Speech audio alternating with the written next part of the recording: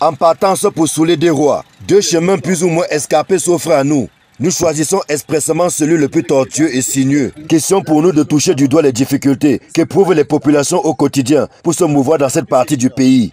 Ici, seules les motos envoient au chapitre et peuvent s'y hasarder. Et la prudence la plus absolue est requise si l'on veut arriver à Soulé des Rois en entier.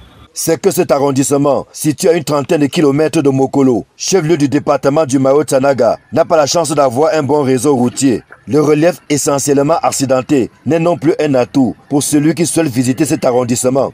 Après une quinzaine de kilomètres sur une route un peu caillassée, nous voici donc à Soulé des Rois, mais précisément nous sommes à Soulé des. Tout au moins, nous sommes au centre-ville de Soulé des. Le marché n'est pas très loin. L'église évangélique du Cameroun est tout à côté. Nous avons également traversé le lycée un peu plus bas. C'est donc ici le cœur, en réalité, de cet arrondissement du département du Mahot-Sanaga. Soulé des Rois est devenu tristement célèbre après l'assassinat sauvage de deux chercheurs et de leur guide au village de Balda. Les faits qui remontent au 2 mars 2025 ont laissé une tache indélébile que les autorités locales essayent tant bien que mal d'effacer. Une vingtaine de personnes, dont le chef du village, ont été interpellées puis écrouées à la prison de Mokolo. Aujourd'hui, le village s'est vidé d'une partie de ses habitants, notamment des hommes qui ont abandonné femmes et enfants, de peur d'être également arrêtés pour complicité de meurtre. Nous sommes surpris parce que nous, Gamafa, agir de la sorte-là, ce n'est pas dans nos programmes. Mais vraiment, on a été surpris. Ça fait qu'on ait une mauvaise image de vous. Bien sûr, jusqu'à aujourd'hui, ça nous a sali. Vous regrettez ça? Nous regrettons, bien sûr. Vous souhaitez qu'on oublie vite, qu'on tourne la page et qu'on passe à autre chose? Parce que vraiment, ça nous retarde. On va dire dans tout le pays, on dit, ah, à Soulé des Rois, il y a ça, il y a ça. Vraiment, ça nous retarde dans tout le domaine. Je me dis que c'est un sort qu'on nous a lancé parce que ça nous a mis dans des problèmes. Mais le village commence à vivre. Et c'est pour cela que nous demandons à nos frères et sœurs qui sont partis de revenir. Le principal défi auquel fait face cet arrondissement est celui de l'accès à l'électricité. Si on observe un léger mieux en saison sèche, une fois que les pluies sont de retour, c'est la catastrophe. C'est le problème de poteau seulement. Sinon, il y avait la lumière il y a de cela longtemps. Mais à chaque fois, pendant la saison pluvieuse comme ça, quand il y a le vent, ça fait tomber le poteau de bois là. Et ça nous met aussi dans des problèmes. Ça fait déjà un mois qu'on n'a pas eu la lumière là à cause des poteaux seulement. Chaque saison pluvieuse là, ça vient. Des difficultés corroborées par le maire de la localité, laquelle est frontalière à plusieurs arrondissements, dont celui de Nkosa, où Boko Haram, bien qu'affaibli, mène de temps en temps des incursions regrettables. Plongé dans le noir, Soulé des Rois devient ainsi un potentiel terrain de chasse poussé hors la loi. Le grand problème, il y a trop de termites ici. Et comme les poteaux sont en bois, dès qu'il y a le vent, tous les poteaux tombent. La plupart des villages ici ne sont pas électrifiés. Surtout nos villages qui sont situés à la frontière et qui sont exposés à l'insécurité totale.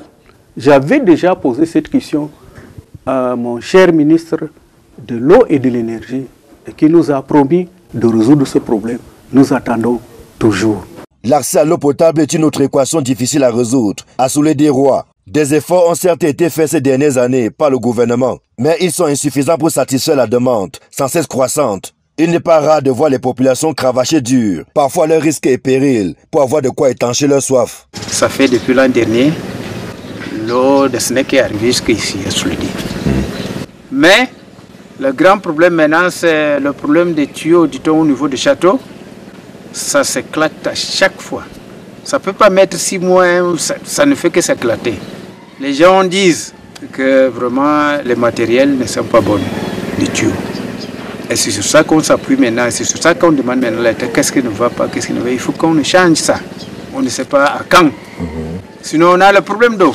Du fait d'un climat plutôt rude, Soulé des Rois peine à décoller dans le domaine agricole. L'élevage est donc l'unique source de revenus, mais aussi source de diverses tensions que le sous-préfet s'emploie à calmer. Bon, mais la population est paisible. Voilà pourquoi les événements de Balda ont surpris plus d'une personne. Parce que l'homme Mafa en général, c'est un homme paisible. Certes, nous avons quelques incursions de Boko Haram, comme nous sommes frontaliers à l'annoncement de Koza et la zone de Mayo-Moskota. Le sol est très pauvre. Voilà pourquoi les populations subissent vraiment cette rigueur du sol et du climat. Parce que la terre est rare. La plupart des conflits que nous avons ici relèvent du foncier ou bien des conflits agro-pastoraux. Les batailles politiques entre élites en rajoutent à cette difficulté qui n'est pas des moindres. Elle porte sur la désignation du chef-lieu de l'arrondissement. Il est certes fixé à Roi, mais Soulédé ne lâche pas prise.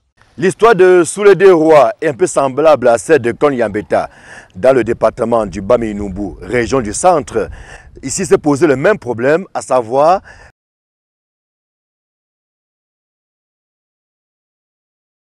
ici à Soulédé a été déplacé du côté de Roi. Aussi préoccupante est la situation du sous-préfet de Soulédé Roi.